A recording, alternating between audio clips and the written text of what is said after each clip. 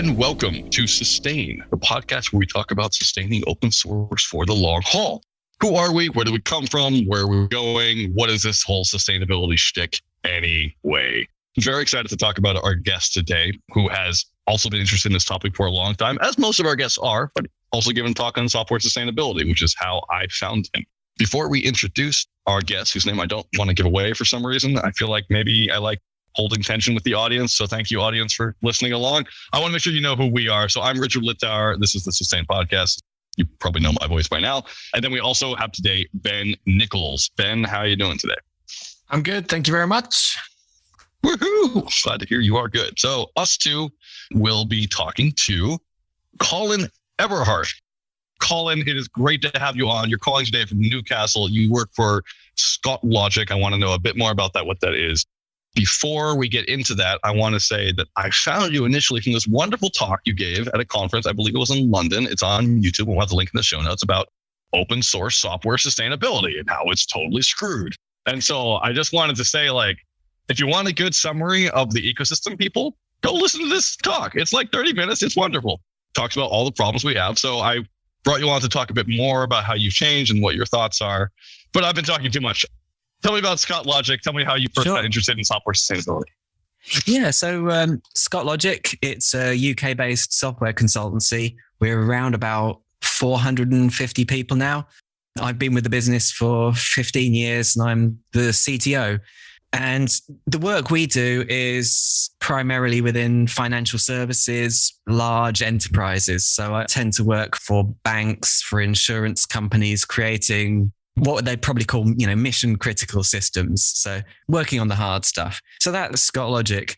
A bit more about myself. I've been tinkering with software, I guess, for at least 30 years now, which probably makes me sound really old. I'm not that old. I started young. I've always been interested in how computers work, picked up programming, didn't ever study it formally, but programming and then open source has been part of my life for about 20 years now. That sounds about right. So you got in the open source 20 years ago. That would be 2002, which is 4 years after open source really started with the whole 1997 thing. I also have been tinkering with computers for 30 years now, but that's probably because I like to play with my dad's laptop as if it was a toy.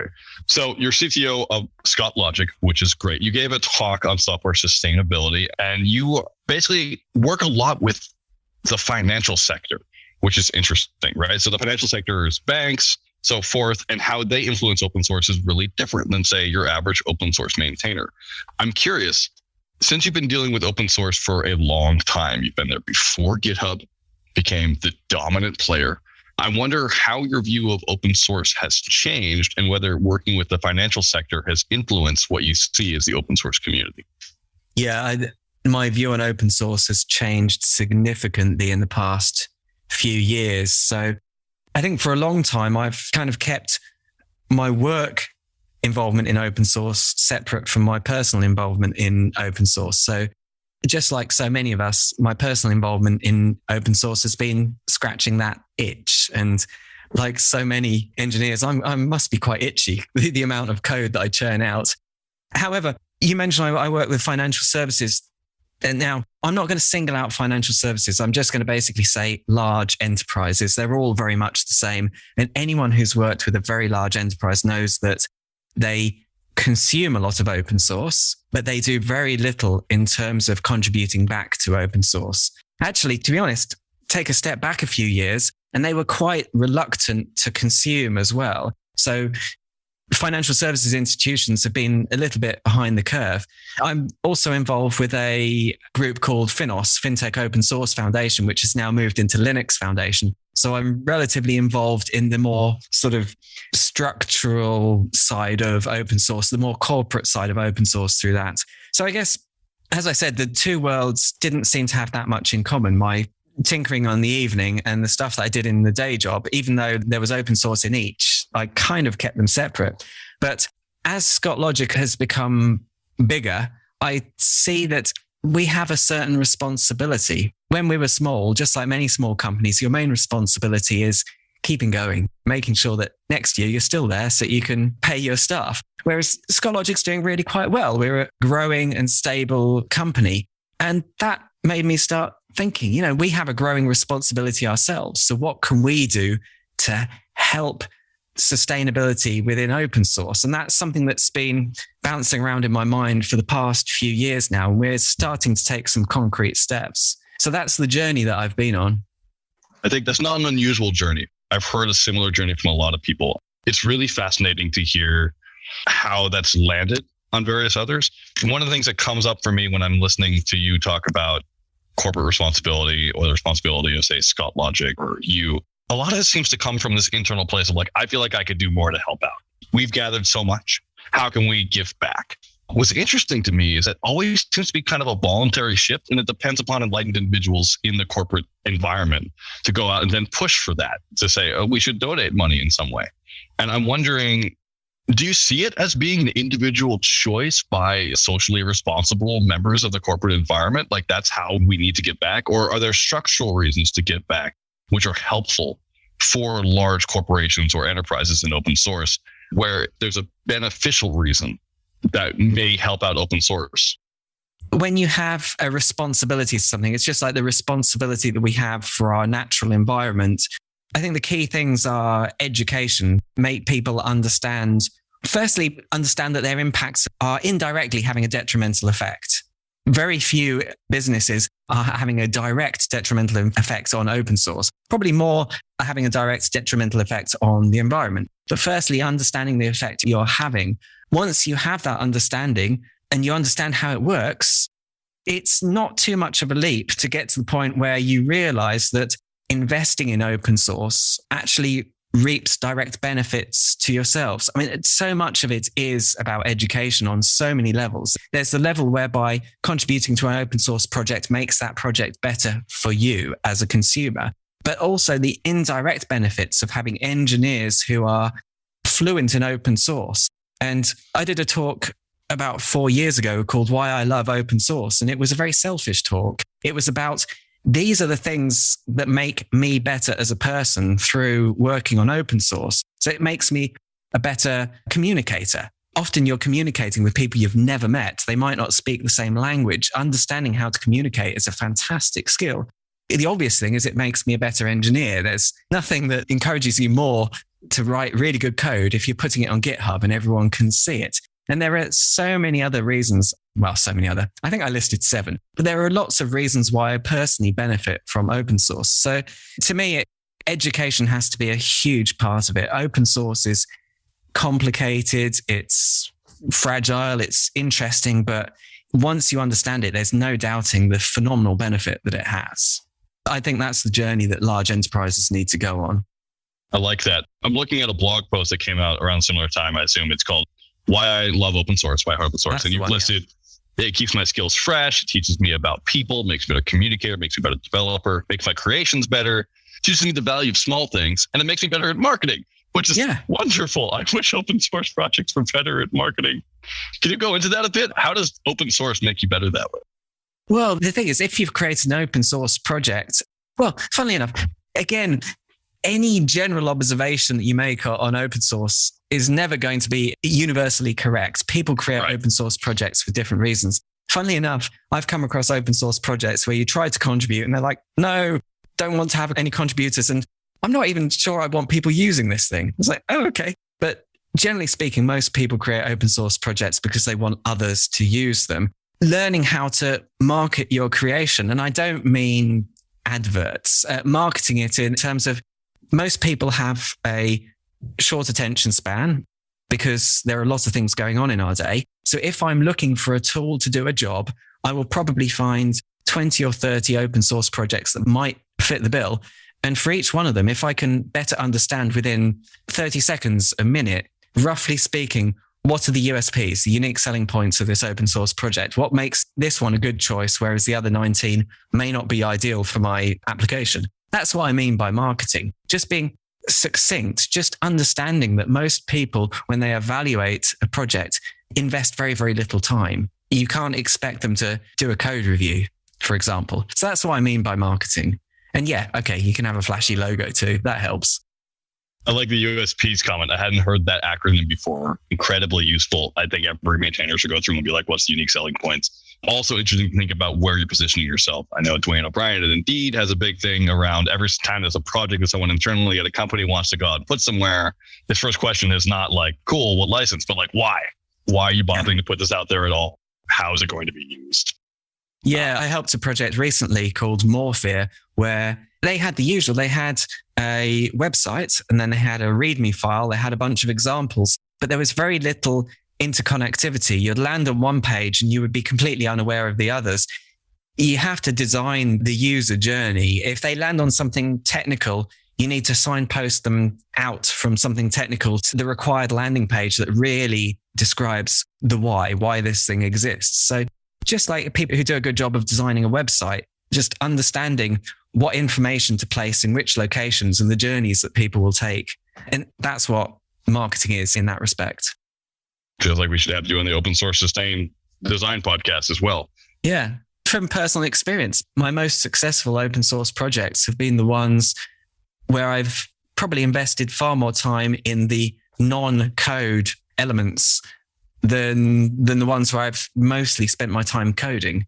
I think a healthy mix is 50-50, and that's probably not what many people want, which is absolutely fine. But I think to create something successful, you have to spend quite a lot of time explaining yourself.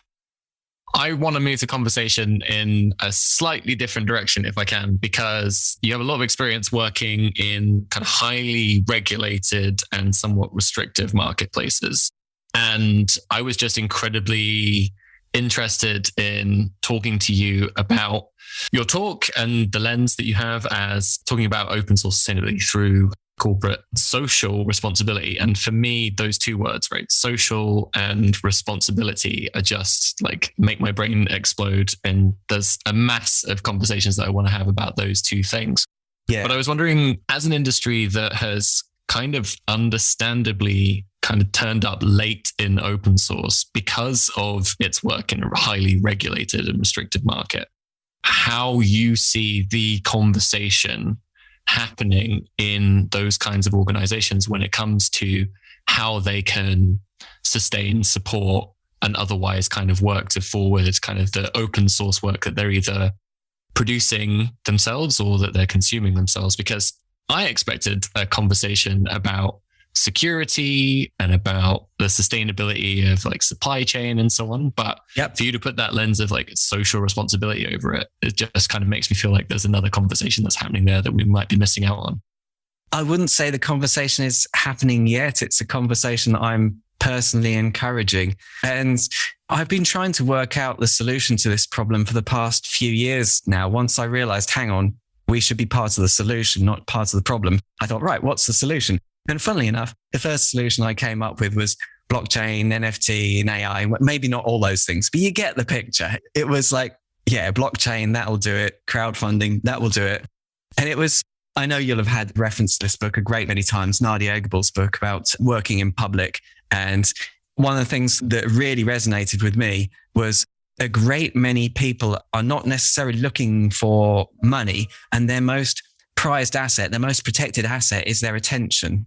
And what she means by that is, as an open source creator, there will be parts of your job that you love. That's what got you into open source. And there'll be parts that are a bit of a chore. And the more that we sort of create work for them on the side that's a chore, the more they get frustrated, the harder it becomes for them. So one of the most precious things, most useful things we can do is firstly, understand that dynamic. Secondly, look to support them in such a way that they can maximize their attention so that they can do the things that they want to do. So again, I've gone through iterations of looking to create funding bodies. We were on the cusp of doing that when I thought, hang on, this just doesn't feel right. Open source funding's been done before. It does work, but it has its limits. I wanted to explore something a little bit different. So let's jump to the solution that I'm playing with at the moment. It's in its genesis, so I'd be fascinated to hear your opinions on it. So Scott Logic is a consultancy. We have about 400 people. And at any one point in time, around about 80% of them will be working on a client project. The other 20% will be doing all kinds of useful things like helping in sales, helping with their own personal development. And sometimes they'll be working on projects. My thinking is if we can carve out some of that time to contributing to open source, then we can do some genuine good. So the model I'm looking at is, I'll call it the roll up your sleeves and help model rather than the financial contribution model. My hope is that if we can make this work, we can encourage others to roll up their sleeves. Because talking about banks and large enterprises, it's easier to get them to part with their cash than it is to get them to part with some of their engineering time. And I do want to demonstrate that. My hope is that we can demonstrate that you can do some real good by rolling up your sleeves and getting involved. I like that a lot. That reminds me of Megan Saneke talking about gifts, treasure, but like you can give other things in money. You can give clout. You can say, hey, come talk at my conference, or I can come talk at your conference, or I could drop your name here. You can give credits for things. Here's free AWS servers, credit, et cetera, et cetera. You can give swag. There's all sorts of ways to get involved. Giving code is another way in open source. Hey, you need help. We can help with that. A big motivator for me was we ran a survey with Fintech Open Source Foundation about a year ago. And one of the results I found particularly fascinating was we asked them about the inhibitors. What are some of the things that are challenging for you with respect to consuming and using open source? And the highest points were IP-related concerns and security concerns. So security was very high. So basically, they fear using open source tools and components because there might be security flaws within them. The Linux Foundation FOSS contributor survey was targeted at maintainers and contributors. And one of the questions, to paraphrase, asked them, what are the things that I'm not sure they used the word dislike doing, but what are some of the things that you're concerned about, but you are not actively pursuing? Security was top of the list. So you've got banks aren't consuming because they have security concerns, and you've got maintainers and contributors who explicitly state they're not keen on taking on the security responsibility and the challenge. And there's a massive gap in the middle. And to my mind, it's unlikely that money is going to solve that particular challenge. I think people rolling up their sleeves. In this instance, I do point at the banks and I say banks. I should probably say large enterprise, in case any of our customers are listening. But I do point at large enterprises and say, you're going to have to roll up your sleeves here and get engaged to bridge that divide. I do like the roll up your sleeves model. It does seem to be predicated, though, on having enlightened people, which you mentioned education earlier and how important it is to have education about sustainability. Do you feel maybe there's another way? Have you thought about taxation or standards or ways where we actually require people to contribute back to open source as opposed to depending upon individuals having the time and ability to say, hey, let's dedicate our resources towards this other thing that may not immediately help us with our bottom line? So you mean have some sort of government enforced contribution? They already pay for our bridges, so why shouldn't, Will it happen? I'm somewhat skeptical. Part of me would hope that is our direction of travel. I think a lot of the industry is waking up to the value of open source. I mean, to put a number on it, Open UK did some research and I think I'll try to get this number right, but they think the value to the European economy of open source is around about 40 billion, which is a number that makes the mind boggle. Reports like that are helping people understand how important open source is. And the various governments are waking up to it as well. There was a report I read from I think it was the EU Commission. It was a 300-page report on open source. And I must admit, I haven't read all of it. I skipped through some of the interesting data, but it's a fantastic report. It looks at the economics of open source. It looks at the contributions coming from different European countries, but it also looks at the legislation, what the public and private sort of rules are on open source. I do think that will change. Whether we will get to taxation or not, I don't know. Again, I keep coming back to there being such a strong sort of commonality between the natural environment and the digital environment, the natural commons and the digital commons. We have, mostly speaking, we've woken up to our responsibility to the natural environment. So all countries, or most countries, are on a journey to net zero. Over time, I think we will wake up to the responsibility we have to our digital commons. How that will manifest, I don't know, but I am hopeful that we're on the start of that journey. My country is not on the road to net zero. Certain states are. And by my country, I mean the one in which I grew up and which I have an accent in the passport for. It's really tough to me. I wish that collectively we're doing that. When we think about the commons, you mentioned digital commons. I love that. I also think of cultural commons, right? How much do we spend energy on, say, protecting square dances or like various songs? Like these are all important things for me because they're part of how I envision myself as a human. And the same with the open source is important. And so I just hope that we're able to do that effectively and to share in a way and with our commons that sort of pushes back against, say, ultra-right movements that don't seem to focus on those things in the way that I would like to. So that's a bit of a downer. I don't really have a question there. So maybe let's move on to something else. Ben? Moving swiftly away from that conversational topic. So the thing that I quite like around the kind of roll up your sleeves policy that you're kind of bringing into the movement is the tendency and the capacity to bring other skills into open source. And yes, I know I go on about it a lot, but are you thinking at Scott Logic and more broadly about how to involve some of those people who aren't necessarily working in like classic open source developer roles to get involved as well? And how are you thinking about projects' abilities to bring on those people and how you might kind of get people interested in contributing to open source who fall outside of that kind of like classic open source kind of contributor shape? Yeah, it's a good question. And honestly, I don't have all the answers just yet. This is something we're just starting up. But what I will do is sort of very much agree. To me, sustainable open source, healthy open source involves a great breadth of skills. One thing I keep coming back to is I consider the word contribution to be incredibly broad. And I know a lot of people think it's committing code, forking a repository, committing code, getting it accepted upstream. That is a contribution, but I see open source contribution involving things like answering questions on Stack Overflow or Reddit or promoting someone's project through Twitter.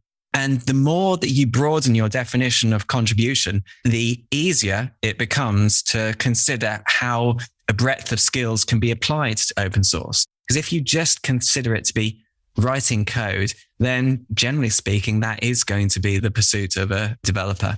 So how we do that within Scott Logic, good question. Haven't worked it out yet.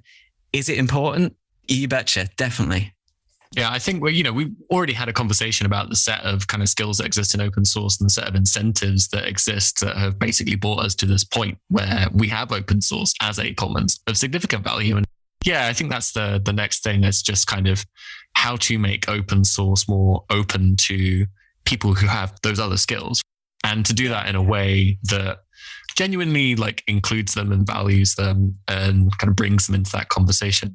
I would love places and spaces like GitHub to be the home for contributors as opposed to the home for developers. And I'd love more people to kind of have that conversation about contributing to open source as a way of, building your CV in spaces other than being a software developer. So hopefully we can continue those conversations.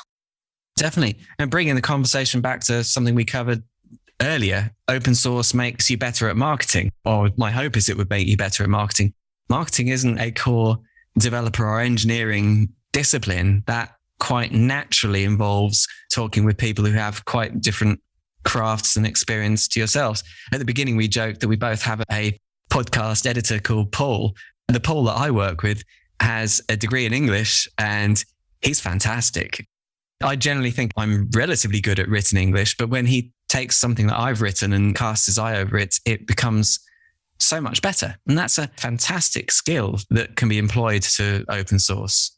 Our Paul is also fantastic and makes everything better. Thank you, Paul, continually, all the time, forever. One of the things that's interesting for me when we talk about sustainability and talk about metrics, and so it's easy to say that sustainable code means people have to code better, and like code is the only metric that we're looking at. And like where committing contributions means committing code.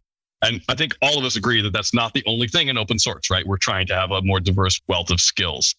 In your talk you gave a couple of years ago about open source sustainability, you mentioned that it's really hard for a lot of projects to have enough funding to hire a full-time equivalent position. I thought that was an interesting view of open source. FTE is the way that we have more sustainable open source. I wonder if there's another way of doing it, whereas how you feel about the open source project would be a good metric. I wonder if you've thought about other possible views of looking at what sustainability might be like as opposed to just an FTE. Yeah, and that's because I guess at the time I was doing that, I genuinely thought that just getting enough money was the solution. And yes, open source funding is a fantastic thing, but it isn't the solution for many maintainers. How we measure that? That's a very good question. Again, I'll come back to probably the best data set I've seen for that is the Linux Foundation FOSS contributor survey. I don't know if you've come across that one, but it was targeted directly at maintainers and contributors. And the questions they asked were quite personal about how you feel about various different things. And the results were really quite interesting. So Bhutan has a metric that they used, like happiness as a country. They measure how happy their people are. And we've also seen metrics coming out of like Europe where they show like Denmark is the best country to live in because people are generally really happy because their bureaucracy tax is really low. The quality of life is really high. Everyone is beautiful in Denmark. I mean, we all know the sorts of things. So I'm just curious, having that as a metric on the government level makes it easier to set policy that says, oh, maybe we shouldn't build a giant landmine here. Maybe we should actually invest in, say, daycare. It'll be a whole lot easier for the people that are involved and make them happier. I'm wondering if you had to spitball any idea for how to make it easier for people to live in open source, to have a better metric for sustainable code in the future and sustainable communities. What would you possibly do, especially because you're all about rolling up your sleeves and getting to work? Again, one of the many, many projects that I kind of started, then turned off because I thought it was a bad idea. It was a good few years ago. I started a project that was analyzed open source projects to try to measure their health, but I had the consumer mindset on. It was like so many people, I was worried about the supply chain, that every time I added a project, I was actually adding 200 or 300. So I wanted to build something that allowed me to do a very quick assessment. I actually was going to call it the open source report card and make it a bit like a school report. And now more recently, having used OpenAI and GPT-3, I really think I could build something cool. However, I think it would have a detrimental effect because I don't think you would be measuring the right thing, because the right thing, to your point, is much more subtle. I would really like there to be a way for open source maintainers to be able to safely raise a hand and say, hey, I'm struggling here. And there isn't a way to do that. You can infer it a little bit, maybe through, the number of open issues, but that doesn't really help. Typically, we only find out when it goes bang, when it reaches breaking point. So to your point about happiness, do you know anyone measuring that? Because I think you could turn it into a GitHub badge or something like that. Hey, I'm a happy open source maintainer. That probably wouldn't work. But something that is the finger on the pulse of all these open source projects that we depend upon would be really useful. Because from my perspective, rolling up our sleeves, that would give us a really good guide. We would be able to see the projects that are struggling and need some assistance. I think it would be great. I've not seen anything yet. I'll write that idea down for later today. At the risk of kind of turning it into a workshop, I think some of the things that I've been thinking about maybe involving a degree of this is what we want to achieve with this project. And these are the resources that we have at the moment as a function of happiness, right? Like there are projects that are at a different stage where actually they're kind of post-maturity. And it's now, yes, like functionally this thing works. Environmentally, this thing needs to be updated in order for it to be able to work as the kind of environment around us moves. Versus projects that are like, yeah, we've kind of got a core concept and we know we have something and we have some users. We now have this roadmap that we would love to be able to progress on, but we don't have the necessary resources. And I say resources, meaning like people and time, in addition to other things like money and so on as well. And then that might be a way of trying to get, I guess, to remove the word happiness because it can be so subjective, but kind of focus it on what the project wants to achieve and the resources that it currently has. And that might be useful. But yeah, I feel like I'm maybe turning this into a workshop now. I do like that idea because it acknowledges that the needs of each project are quite different. I could imagine that some might say, this is a relatively new project. It's taken off in a big way. What I really need is money so that I can do this as a proper ongoing concern. I can make this my job. Or other projects might say, to your point, we're mature. What I'd really like is a corporate backer to just help us for long-term maintenance to make sure it's secure for the next 10 years. Very different things. Finding that data, creating that data, that's a challenge. At the moment, in terms of open source projects expressing what they want, I haven't found much beyond good first issues and then inferring it through reading a lot of issues. So I also wanted to pick up just the point on like badging and trying to kind of produce a report card. That's something we thought about a little bit in the past as well. And I wondered whether there's a happy medium in which organizations could effectively say, this is the kind of standard that we are looking for, and treat that as a way of signaling, to projects that if you wanted your project to be used in environments like this, then these are the kinds of things that organizations are kind of looking for, rather than just saying as a blanket, like, oh, your project doesn't meet the standard, or it does. Yeah. Like, there's definitely a mode to badging and that kind of thing that's like signaling a need or a kind of potential best practice. And there's, I think, a little zone in the middle there that's kind of like, yeah, you can have projects that would be appropriate for working in certain types of organizations. And then probably right at the top, you would have those highly kind of regulated organizations where they might have like some higher kind of bars in terms of how the project is organized and the kind of evidence they see there. So yeah, I kind of feel like there's also a lot around that as well. I think there would be tremendous value in that. I would find it valuable as a consumer. The main thing I worry about is just how risky it might be. Drawing comparison to security theatre and the problem that we get with that. There was a really good blog post that I read where it was a open source maintainer went to an open source conference. And as you can imagine, they had a whole load of exhibitors there who do a good thing. They pay quite a lot of money to pay for the venue and so on. That's absolutely fine. But the comment he made was, so some company pays this security firm $30,000 a year to feel safe about the thing that I'm building in my free time. If you put in place an open source report card that may do a good job of summarizing the genuine health of the project, or it may not. It may misrepresent. You may get into a situation where there are a whole load of maintainers who are not terribly happy with the way that some automated AI-powered bot has decided this is a fair representation of their project. That's the thing I'd worry about. I do think it's such a challenge because I think on the flip side, one of the things I've seen time and time again is people adopting open source projects in a somewhat carefree fashion. Even in large enterprises, typically they will do the mandatory checks. They will always be on top of the legal checks, the licensing checks, any patent related issues. They're always on top of that. But quite often they don't look at the actual health of the project. I've seen people picking something where there's only one maintainer, which is a risk if you're building a product on top of it, or maybe it hasn't had a commit in the last 3 years. That there are signals there that perhaps that's not the best bet, even though your standard legal and compliance checks are okay.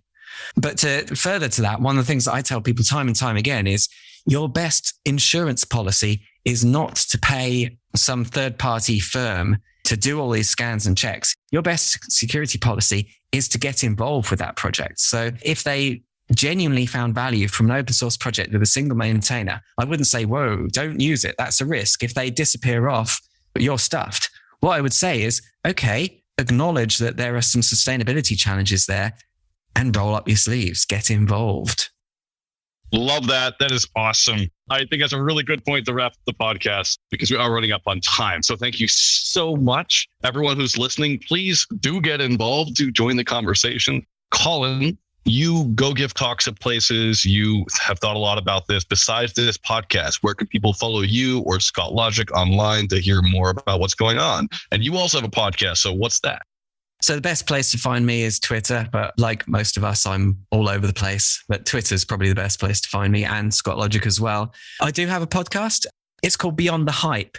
And the reason for this is most software consultancies ride the hype, promote and push the hype. So blockchain, AI, if it's hyped up, most consultancies will say, yeah, this is awesome. You should use it everywhere because that sells projects. We're not like that. We have a sort of more measured approach. We're more pragmatic than that. So Beyond the Hype is about taking a sort of measured and pragmatic approach and talking about sometimes the big hype, things like blockchain, AI, but sometimes the little hype. Why is everyone using microservices? Everyone, that sort of thing. But behavior-driven development, is that fundamentally the best way to build and test software? So that's what our podcast is about. It's cutting through the hype and finding where the real value is. Awesome. I just had an idea about founding a company called Open Source Software Security, where once a day I'll write you an email saying it's all going to be okay. And for this, I'll charge $50,000 because it'll just make you feel better, right? Like it'll make you feel better. But where that money goes, let's not worry about it. But if anyone wants to be a customer, let me know and I'll set this company up.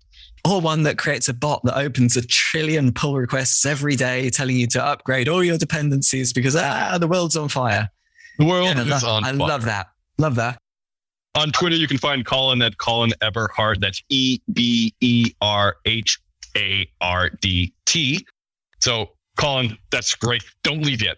This is now the part of the show where we get to do Spotlight. Spotlight is where we highlight projects or people which really have helped us out in our lives, or we just think are awesome and need some light shed on them. So, Ben Nickolls, traditionally I ask the other panelists first, what is your Spotlight today? I'm doing something completely uncool and pitching my own stuff. So if anyone uses Octobox, which is an open source management tool for GitHub notifications, we launched a little while ago some extensions that are for Chrome and Firefox that mean that you can page through your GitHub notifications in GitHub. So yeah, if you want to kind of wake up and start your day by running through each of the issues that you have a notification about, just go next. Yes, do this thing. Next, no, ignore that thing. Next, yes, let's do that thing. And then finish. And that's the start of your day with a nice little to-do list. Then that's for you. It's Octobox on GitHub /extension for that code. And that includes links for Chrome and Firefox. Awesome. I'll do something slightly different, which is to say that Octobox is not just you. So my person today is going to be Andrew Nesbitt. Andrew is a super awesome developer who has done a lot of great work with Ben in the past. He's one of the main people on Octobox. He's also one of the few people who contributed to my Patreon when I had a Patreon. And I'm still just so grateful for that he trusted me with a tiny bit of money, which wasn't really that much, but meant a huge amount to me. It meant so much I didn't know what to do and stressed out and didn't email anyone on the Patreon for a while. But I'm just really grateful for Andrew and his continued work, just particularly on things like libraries.io. Also, just for him continuing to exist in the world. You can find him at TBASS, TEABASS on Twitter. That's my Spotlight. Colin, what's yours? Sure. I want to highlight something which is, it's a challenging subject. So relating to the war in Ukraine and how that relates to open source. You might not think it does. There was a fantastic blog post just a couple of months ago on the weaponization of open source. So there are a number of open source maintainers who have tried to use their open source project with every good intention to do harm to Russia. And I can totally understand why people would want to do that. The blog post is fantastic. Everyone should read it. Because one of the most important take-home messages within that blog post is that the open source community is very much built on the notion of trust. And whilst those individuals might think they're doing a good thing, it does really shake the foundations of what makes open source fundamentally work and sustainable in the long term. So yeah, it's a fantastic read and really, really makes you think to consider, the role of open source when there's a war going on. You wouldn't even imagine it. But that is how far reaching and important open source actually is. Fascinating. Oh, I want to talk about so much more about that because I disagree with that post and I want to talk about it some more. But no, it's great. Thank you so much for coming on. It's been excellent to have you. I really enjoyed this conversation. I really enjoyed the thoughtfulness that you bring to the ecosystem at large. And I just am fascinated. Guests, listeners, if you are fascinated too, please do join in the conversation. If you have any thoughts about this podcast, you can send them to us at podcast@sustainoss.org. You can put them on Twitter. Just do @sustainoss and also @Colin Eberhardt so that he can join in the conversation too if he wishes to. As well, if you want to talk more, we do post these podcasts on the Sustain discourse. Yes, we have a forum where you can talk about cool stuff like software sustainability. That's discourse.sustainoss.org. This is the really fast part of the podcast. Thank you for listening. And beyond that, Colin, thank you so much one final time. Good luck with everything and take care. Cool. Thank you very much.